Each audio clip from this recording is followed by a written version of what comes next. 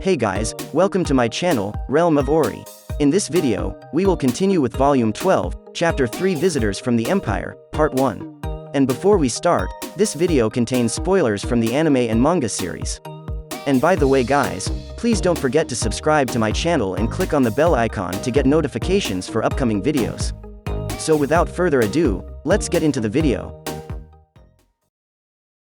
In a luxurious room, three men stood close to one another, faces plastered with nervous expressions. They straightened their backs, waiting for the master of this room to return. That was the man who had become one of the core commanders of the Empire in the blink of an eye, Yuki. But in the eyes of these three, that was nothing surprising. After all, Yuki was their overlord, as well as the Grand Master of the secret organization they were all a part of, Cerberus. Hey, sorry for the holdup, you guys. You could have sat down while you waited. Kigali followed closely behind him like a true secretary. No, Yuki-sama, we are your loyal subordinates, there is no need for you to be concerned about us, one of the three replied for everyone. He was one of the leaders of Cerberus, Damrata the Gold, a suspicious and seemingly unpredictable man. As for the other two, one of them was Misha the lover. A beauty who simultaneously possessed both the appearance of a young girl and a mature woman. The last person symbolized raw strength, Vega the power. His body was muscular and tenacious, like that of a ferocious beast. These three were the leaders of Cerberus. Congratulations for taking the office of Corps Commander, sir. Since Yuki-sama has even managed to escape from the hands of Demon Lord Guy, this was only to be expected. If you had handed over the matter to me, running the Corps would have been a piece of cake.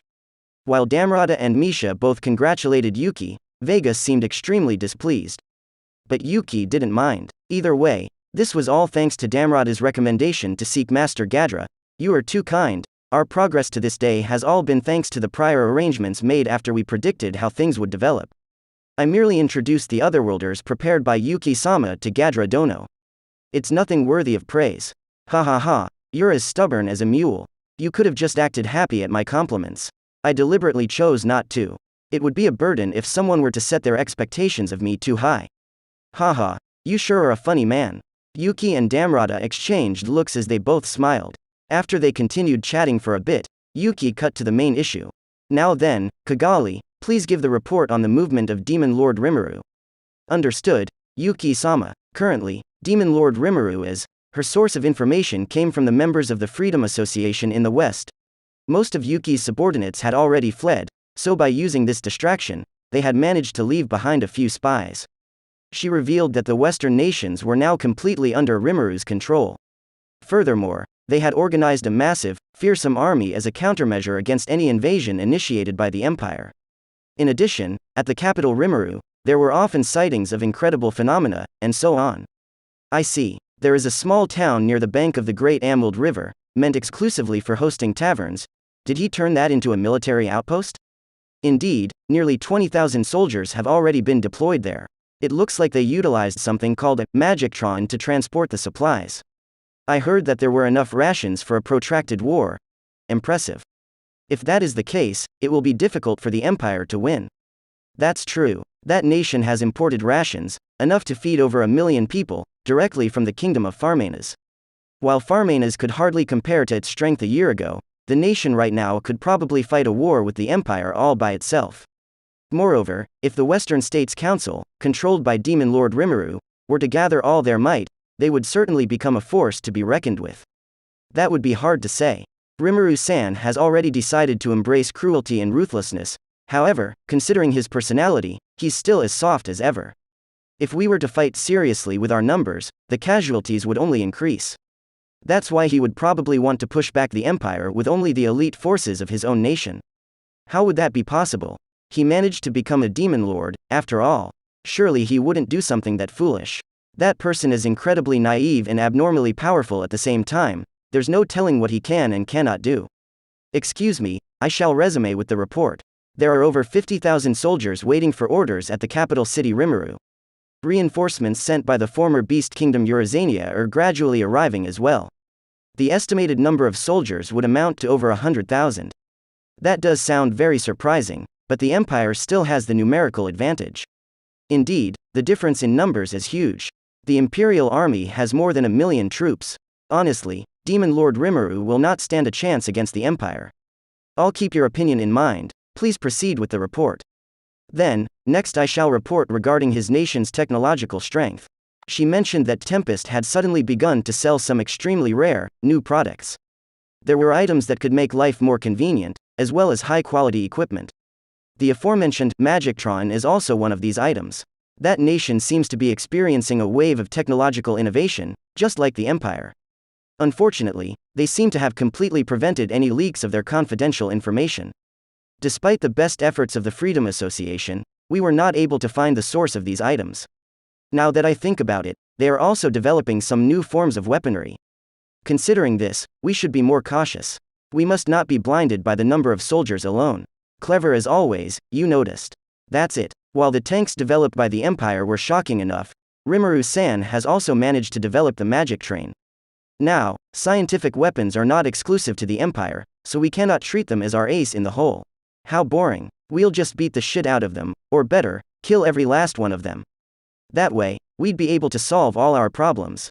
This guy sure has strength, but not the brains to match, or rather, he doesn't have a brain to begin with.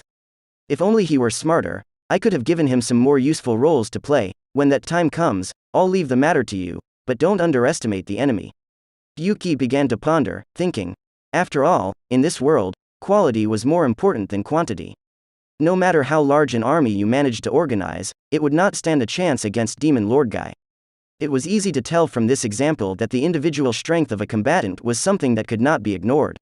From this perspective, the Tempest Federation was one tough enemy. The Demon Lord, Rimuru, was not the sole threat from this nation.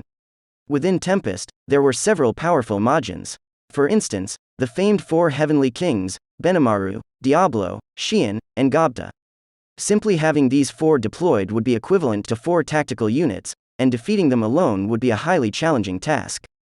In hindsight, it makes me feel like surrendering to Demon Lord Guy really was the right thing to do. The problem is those Majins, who seem to rival saints and demon lords in strength. Exactly. His country not only has the 4 heavenly kings, but also Majins like Geld and Gabel. It is a bit hard to understand how he was able to gather a number of demon lord class individuals like them. I guess it's fortunate that we aren't antagonizing Demon Lord Rimuru right now. Because of their agreement, it could be said that Yuki and his comrades had come under the umbrella of Demon Lord Guy. In other words, making a move on Tempest was an affront to Guy himself. So, was that everything you had to report? It seems that detailed military information could not be investigated, and thus concludes all the highly accurate information I obtained. But there's one topic that is quite interesting, and that is, in the capital city Rimuru, they have a kind of event called emergency drills, and now they have supplemented an evacuation drill to this event. Just getting into the town? Yes. The spies were puzzled by it too, so they decided to split up and act in 2 groups.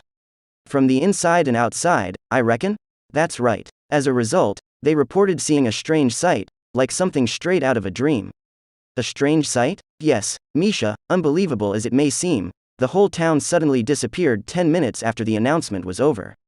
And they claimed that the only thing left remaining was one big gate. That might be the dungeon. Is there something you'd like to share with us, Yuki-sama? Yeah. I think Kigali knows about this as well. That town has a tourist attraction called the dungeon, right? Aw yeah. The place that's crawling with monsters just waiting to be slaughtered by adventurers, was it? That might be it. After all, there was a rumor that there is a city in that dungeon. A city inside the dungeon? Yeah. You have every right to think it's absurd, but considering this is Rimuru-san we're talking about, it may very well be possible. I mean, that labyrinth is 100 floors deep, with Veldora guarding the very bottom. Is that true? Of course. I heard it from Veldora himself. Well, it makes sense if you think about it. There might be an important facility in that city, such as a site for developing new technology. Ah, I see. It's possible. No, it's reasonable to think so. Yuki was getting more and more excited, beyond stunned, at the idea of doing something so outrageous. His vapid speculation didn't seem far off anymore. He was convinced that it was possible for Rimuru. But if that's the case, what will happen with the war? I don't know either. Although I've always thought that he wasn't the kind of opponent to launch a frontal attack, protecting the city with that method is just unbelievable. I'm sure the Imperial Army will also be shocked. We'll just wait and see what happens in the in-town, and besides, the real battle will take place in the capital, right? I surmise that if the Imperial Army ignores the gate, they will be attacked from the rear by Rimuru-san's forces. In that case, it would be possible to launch a pincer attack together with the Allied Western forces. Their vanguard will explore and analyze the war potential of the Imperial Army. And while the Allied Western forces and the Imperial Army are engaged in a war of attrition, the remaining Tempest forces can deal with the enemies slowly but surely. What a scary plan to think of. As expected of a demon lord. Understanding Yuki's words, Kigali, Damrata, and Misha looked astonished. He knew that Demon Lord Rimuru wasn't someone that could be dealt with using conventional forces alone, but he hadn't thought that it would go this far. The difficulty of even envisioning future hostilities towards him seemed to bother Yuki. Hence, he and the others were even more excited to see how the battle between the Imperial Army and Demon Lord Rimuru would turn out.